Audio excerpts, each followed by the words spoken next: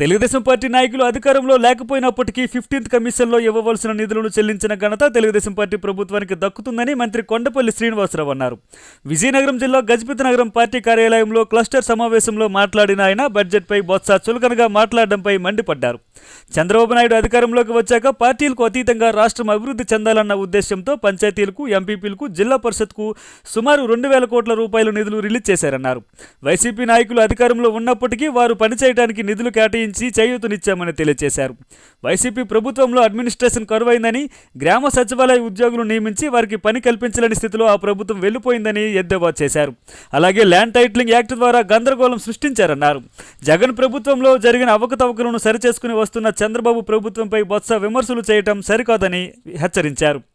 ఈరోజు ఈ ప్రభుత్వం పనిచేయడానికి పూర్తి స్థాయిలో కసరత్తు చేస్తుంది. గ్రామాల్లో అభివృద్ధి పనుల్లో కానీ, మొన్న ఇచ్చినటువంటి పెన్షన్ల కార్యక్రమంలో కానీ, గ్యాస్ సిలిండర్స్ అవ్వచ్చు కానీ, లేకపోతే బీసీ వెల్ఫేర్ నుంచి లోన్స్ అవ్వచ్చు కానీ, అలాగే ఈరోజు డిఆర్డీఏ డిపార్ట్మెంట్ నుంచి ఇటువంటి లోన్స్ అవ్వచ్చు కానీ ఇవన్నీ కూడా చూస్తూ ఉంటే మన నియోజకవర్గంలో ప్రతి ఇష్యూను కూడా అడ్రస్ చేయడానికి ఈరోజు ప్రభుత్వం పనిచేస్తుంది. ఈరోజు గత 8 నెలల్లో సర్పంచుల ఫండ్స్ మనం ఇచ్చాము, ఎంపీపీలకి ఫండ్స్ మనం ఇచ్చాము, జెడ్పీలో కూడా ఫండ్స్ మనం ఇచ్చాము. సుమారు 2,000 కోట్లు రాష్ట్ర ప్రభుత్వం 15th కమిషన్లో ఇవ్వాల్సిన డబ్బులు ఏవైతే ఉన్నాయో ఆ డబ్బులు కూడా ఇవ్వడం జరిగింది.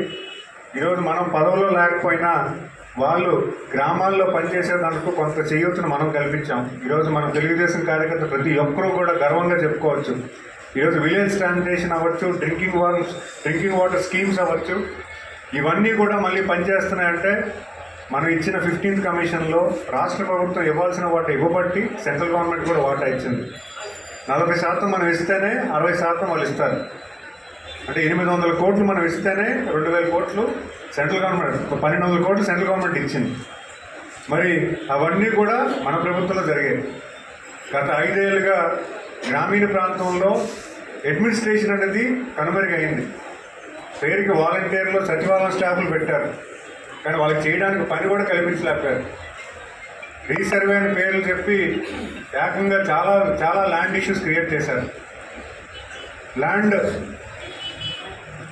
ఏదైతే ఇష్యూ ఉందో, ల్యాండ్ టైటిల్మెంట్ అంటేనా ల్యాండ్ చట్టం అని కొత్త చట్టం తీసుకొచ్చి చాలా రెవెన్యూ ఇష్యూస్ క్రియేట్ చేసే పరిస్థితి ఉంటే దాన్ని కూడా ప్రభుత్వం ఏర్పడిన వెంటనే క్యాన్సిల్ చేయించాం. ఈరోజు రెవెన్యూ సదస్సులు పెట్టి గ్రామాల్లో రెవెన్యూ ఇష్యూస్ని అడ్రస్ చేయడానికి, అలాగే రీసర్వే సదస్సులు పెట్టి రీసర్వేలు ఉన్న ఈ ఇష్యూస్ని అడ్రస్ చేయడానికి కూడా ప్రభుత్వం పూర్తి స్థాయిలో ప్రతి డిపార్ట్మెంట్ కూడా ఈరోజు పనిచేసి పరిగెడతా ఉంది. మరి అలాంటి అడ్మినిస్ట్రేషన్లో ఈరోజు రాష్ట్ర ప్రభుత్వం కొత్త బడ్జెట్ కూడా అనౌన్స్ చేసింది. ఏదైతే 8 నెలలు చేసేదానికే కాకుండా కొత్త ఆలోచనలు చేయడానికి కూడా ఈరోజు రాష్ట్ర ప్రభుత్వం ముందుకు వెళ్తుంది. ఈరోజు ఈ సంవత్సరంలో మనం తల్లికి వందనం స్కీమ్ అనౌన్స్ చేసి దానికి కూడా పెద్ద బడ్జెట్ అలొకేట్ చేసి డేట్ కూడా ఇవ్వడం జరిగింది. గ్రామాల్లో మనం గర్వంగా చెప్పుకోవచ్చు.